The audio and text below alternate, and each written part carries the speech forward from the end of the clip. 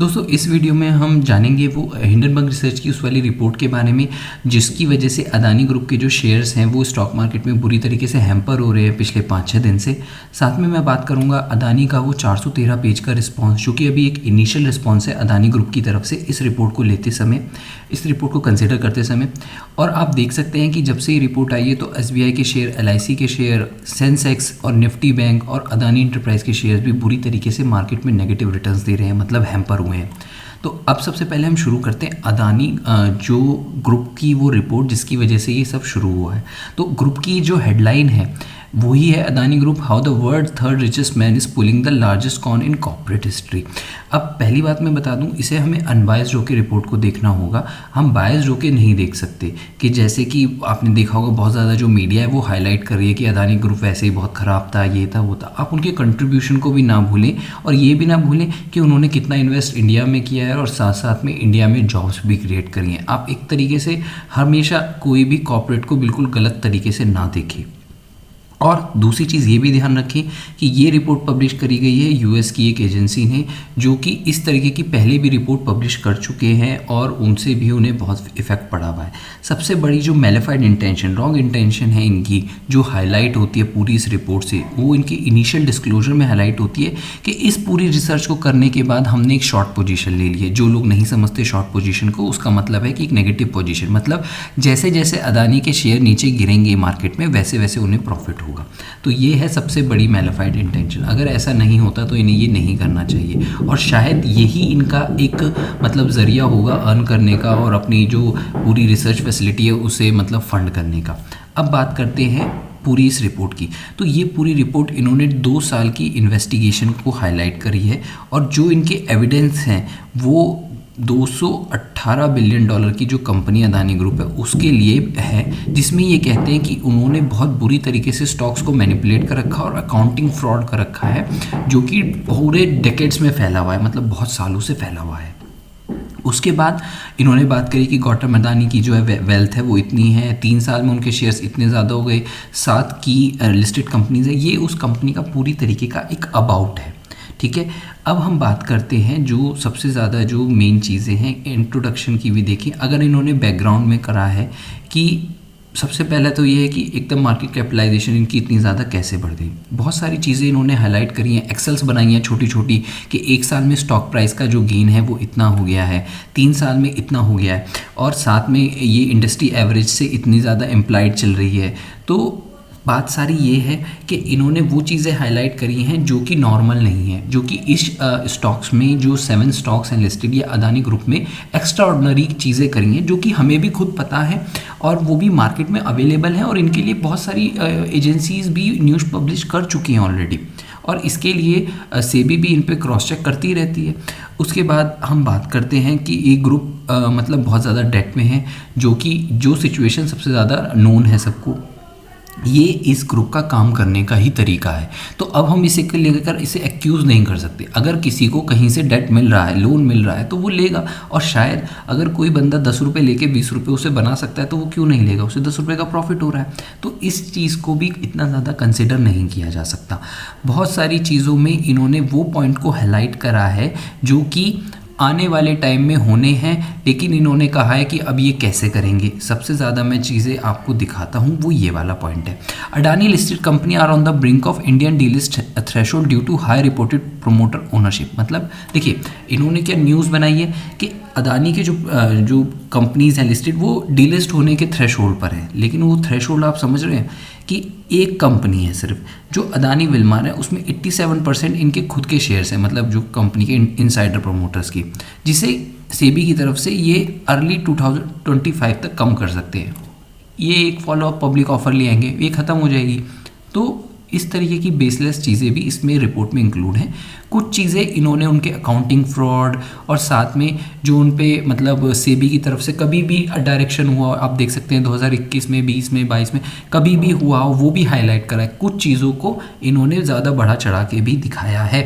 साथ में जैसे कि आप ये देख सकते हैं कि फ़ोटोज़ भी निकाली हैं फेसबुक वगैरह पब्लिक फंक्शन से और उन्हें हाईलाइट करा है। इनके कनेक्शंस बनाए हैं शेल कंपनीज़ के साथ, मॉरिशस वगैरह के साथ। देखिए अभी भी इन दोनों पार्टीज़ के बीच में कोई मीडिएटर नहीं बैठा है, कोई ये कोर्ट में नहीं गए हैं, ये सिर्फ एक पब्लिक डोमेन पे लड़ाई चल रही है। अब क्या हुआ, इन्होंने अपने पब्लिक डोमेन पे ये रिपोर्ट पब्लिश कर दी, उसके बाद अदानी, जिसकी वजह से रिटेलर्स में पैनिक क्रिएट हो गया और स्टॉक्स पे बहुत बुरा हैम्पर हुआ, मतलब बिलियंस ऑफ डॉलर्स का लॉस हो चुका है।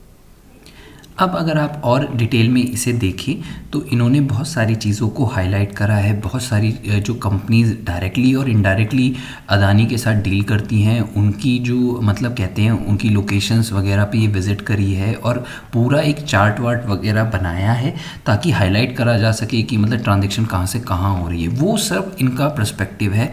कभी भी किसी भी कोर्ट में अभी तक ये वेरीफाई नहीं हुआ है, ये दोनों पार्टीज़ कहीं किसी एक जगह मिली नहीं है कि मीडिएटर ने ये क्रॉस वेरीफाई करा है, क्रॉस चेक करा है। ये सबसे बड़ा लूप होल है इनकी इन्वेस्टिगेशन में और अदानी के रिस्पॉन्स में भी।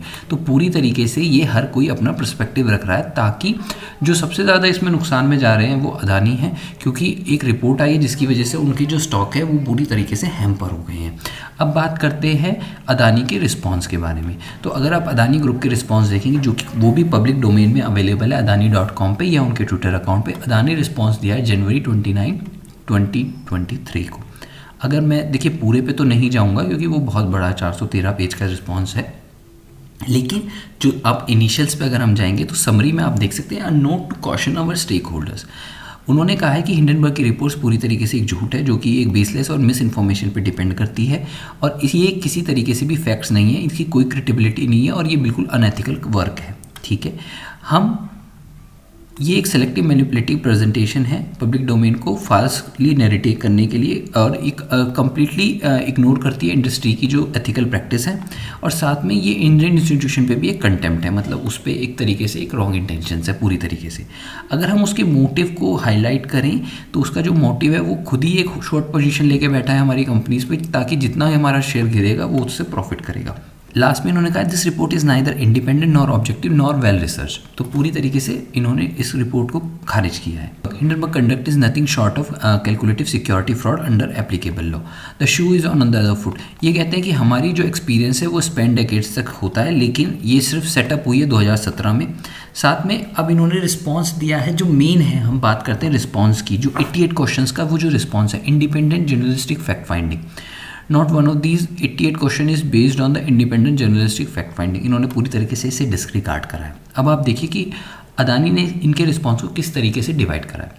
जो 88 क्वेश्चंस हैं उसमें से 65 क्वेश्चंस हैं वो ड्यूली डिस्क्लोज मैटर्स है अदानी पोर्टफोलियो कंपनीज की एनुअल रिपोर्ट्स में और उनके मेमोरेंडम्स में, फाइनेंशियल स्टेटमेंट में और स्टॉक मार्केट के स्टॉक एक्सचेंज के डिस्क्लोजर में टाइम टू टाइम। ठीक है, जो 65 क्वेश्चंस हैं वो उससे रिलेटेड हैं। 23 जो क्वेश्चंस हैं वो 18 are related to public share holders और थर्ड पार्टीज़, और वो अदानी की पोर्टफोलियो में नहीं आते। 5 जो है वो बेसलेस एलिगेशंस हैं। ठीक है, अब हम देखते हैं जो ये वाले जो क्वेश्चंस के आंसर हैं वो disclose and discredited and disproven allegations हैं, मतलब वो बहुत सारी जो चीज़ें हैं वो मतलब जुडिशरी में पहले से ही सेटल हो चुकी हैं। इसके बाद बात करते हैं इन वाले एलिगेशंस की 1915 baseless allegation around transaction which are in fact compliant with law and fully disclose on proper commercial terms. इन्हें ये कहते हैं कि हमने ये सारी चीज़ों को अच्छे से डिस्क्लोज कर रखा है, आप जाके एसेस कर सकते हैं। और साथ में जिस भी चीज़ को ये कह रहे हैं इन्होंने एक समराइज वे में आंसर दिया, ऐसे नहीं दिया कि question number 1 question number answer number 1, ऐसे नहीं दिया। उसका उन्होंने एक एग्जाम्पल भी दिया है जो कि आप एक्सेस कर सकते हैं। उसके बाद हम बात करते हैं misleading claims around offshore entities being eligibly related parties without regarding applicable law and standard. उन्हें ये कहते हैं कि ये जो चौथे 36, 37, 38 और 39 क्वेश्चन में आपने एलिगेशंस लगाए हैं वो अनसब्सटेंशिएट है, स्पेकुलेशन है, मतलब हमारा इनसे कोई मतलब नहीं है। अब इसकी बात करते हैं false suggestion based on malicious interpretations governance practice in Adani portfolio. तो ये एलिगेशंस इनके फॉल्स सजेशंस की बेस पे हैं जो कि सेलेक्टिव हैं और एक अलग नैरेटिव देके प्रेजेंट किए जा रहे हैं जो कि अदानी के लिए बिल्कुल अलग है। मतलब अदानी का इनसे कोई मैटर नहीं है, वो पूरी तरीके से लॉ के अंदर अबाइड है, अपनी सारी चीज़ें बिल्कुल रेगुलेटरी कमीशन के हिसाब से कर रहा है। उसके बाद बात करते हैं manipulative narrative around related third party, मतलब थर्ड पार्टीज़ को मैनिपुलेट करके नरेट करके अटैच किया जा रहा है अदानी के साथ, जो एलिगेशंस नंबर इनमें लगाए गए हैं कि हमने उन्हें बाय कराया है, सेल कराया है, जिसका उन पर कोई भी मतलब कंट्रोल नहीं है। उसके बाद बेस्ड और अनसब्सटेंशिएट एलिगेशंस हैं 84, 85, 86, 88, जिसमें इन्होंने कहा है कि हम क्रिटिसिज्म को वो नहीं करते। एक इसमें इन्होंने चीज़ कही थी कि Hindenburg has sought to spotlight selective media reporting while deliberately ignoring the judiciary finding. For instance, in another twisting of facts, Hindenburg questioned why we sought to have a critic journalist jailed. The fact of the matter is that he was never jailed in connection with any proceeding related to us, or in fact a non-bailable warrant has been issued to him by the judge because he failed to appear before the court despite summon and was not complying with judiciary procedure. मतलब Hindenburg ने एक जो last के, अगर आप उसमें questions देखेंगे, मैं आपको दिखा देता हूँ, इनके जो लास्ट के क्वेश्चंस थे उसमें उन्होंने कहा है कि अदानी अपने क्रिटिक्स को चुप करने के लिए उन्होंने उस पर सूट फाइल कर दिया और यूट्यूबर्स को भी वो कर दिया। ये वाला क्वेश्चन इन 2021, तो उसका इन्होंने रिस्पांस दिया है कि उसको नॉन बेलेबल वारंट इशू हो गया था क्योंकि वो कोर्ट में आया ही नहीं था। तो ये चीज़ें तो चेक हो सकती हैं ऑब्वियसली। तो पूरी तरीके से अदानी ने, ग्रुप ने जितनी तेज़ी से हो सकता था इसको काउंटर करा है, जो कि ऑब्वियसली एक ग्रुप ऑफ कंपनीज को करना चाहिए ताकि वो अपने रिटेलर्स और शेयर होल्डर्स का ट्रस्ट को बनाए रखे। और साथ के साथ अगले आप जो 408 पेजेस हैं उसमें आप आराम से देख सकते हैं कि उन्होंने अपनी पूरी जो कंपनीज है पोर्टफोलियो उसे ओपन करके रखा है, और साथ में उनके जो वो वैलिड हैं उनके लिए जुडिशरी की जो कॉपीज़ हैं वो भी लगाई हैं। तो आप इन चीज़ों को देख सकते हैं कि कंपनी कितनी उस चीज़ पर है कि हम अपना जो स्टैंड है वो क्लियर करें अपने शेयर होल्डर्स को। और देखिए सबसे अच्छी बात ये है कि ये चीज़ें कहीं जाने वाली नहीं है, ना तो हिंडनबर्ग अपनी रिपोर्ट को कहीं लेके जाने वाला और ना ही अदानी ग्रुप कहीं जाने वाला है। ठीक है, ये अभी लॉन्ग प्रोसीजर चलेगा। अब ये डिपेंड करेगा कि अडानी ग्रुप क्या करता है, क्योंकि उन्हें तो कुछ नहीं करना हिंडनबर्ग रिसर्च को। अब अडानी क्या करे, अगर वो इसे यूएस कोर्ट में परस्यू करेगा तो वहाँ पे उस चीज़ को देखना पड़ेगा कि वो किस तरीके से इसे परस्यू करता है, लेकिन उसमें भी बहुत टाइम लगेगा। इन द मीन टाइम अब सबसे ज़्यादा जो लॉस हुआ है वो रिटेलर्स को हुआ है, जो कि सबसे गलत बात है। आप देख सकते हैं रिटेलर्स को कितना बड़ा लॉस हुआ है। एसबीआई में पिछले 5 दिन में 10% तक शेयर गिर गया है। LIC भी वहीं पे 7% तक गिर गया है। वो आज इसलिए उठा है क्योंकि LIC ने ये कह दिया है कि वो क्लैरिफिकेशन ले रहे हैं अदानी शेयर से, क्योंकि उन्होंने भी इन्वेस्ट कर रखा है। और LIC ने साथ में ये भी कह दिया है कि 1% से कम का एक्सपोजर है, और साथ में वो ये भी देखेंगे कि वो अदानी का रिस्पांस क्या है उसे भी देखेंगे। सेंसेक्स को भी बहुत बुरा नुकसान हुआ पिछले 5 दिन में, 2.5% तक गिर गया। निफ्टी बैंक देखिए आप 6% के आसपास तक गिर चुका है, और अदानी इंटरप्राइज तो 17% के आसपास गिर चुका है। तो ऑब्वियसली मेरा मानना ये है कि आप अभी कोई भी पैनिक सेलिंग ना करें, क्योंकि पैनिक सेलिंग से क्या होगा, आपका लॉस होगा। हाँ, पर अब ज़रूरत है कि आप आराम से इन चीज़ों को एसेस करते रहें, कोई भी दिन मिस ना करें अगर आपने हैवी इन्वेस्ट कर रखा है। और हाँ, अपने इन शेयरों पे एक स्टॉप लॉस ज़रूर लगाएं, ताकि आपकी एक जो लिमिट है, जब तक आप इस चीज़ को मतलब काउंटर कर सकते हैं, अगर आप अदानी के शेयर होल्डर्स हैं तो आप उसे स्टॉप लॉस लगाएं, क्योंकि ज़्यादा बड़े लॉस में ना जाएं।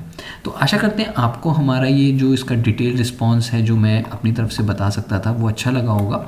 मैं किसी की तरफ से भी बायस नहीं हूँ, लेकिन किसी भी ऐसी रिपोर्ट पे एकदम रिएक्ट करना बहुत गलत है, क्योंकि और कुछ नहीं बदला है, वो सारी चीज़ें वही हैं जो आपने सोच के अदानी में इन्वेस्ट कर रखा था। लेकिन इन चीज़ों को ध्यान में रखते हुए मैं आपसे ये सजेस्ट करूँगा कि कोई भी गलत कॉल ना ले, ना बाय की, ना सेल की, और ना ही होल्ड की। आप बिल्कुल उस पर बने रहें और अभी इन चीज़ों को पैन आउट होने दें कि अदानी के क्या एक्शंस आते हैं। आप LIC और SBI को भी फॉलो कर सकते हैं कि उनके मैनेजमेंट क्या एक्शन लेते हैं। ठीक है, आशा करते हैं आपको ये वीडियो अच्छा लगा होगा, और ऐसे ही और इस चीज़ को मैं फॉलो अप करूँगा। और इन चीज़ों को अच्छे से समझने के लिए फाइनेंशियल एजुकेशन को, ये भी एक फाइनेंशियल एजुकेशन वीडियो है, ताकि आप इन चीज़ों को भी काउंटर कर सकें जब आपकी पोर्टफोलियो पे ऐसी चीज़ें पड़ती हैं, तो आप अच्छे से समझ सकें। तो धन्यवाद, हमारे चैनल को सब्सक्राइब करना ना भूलें।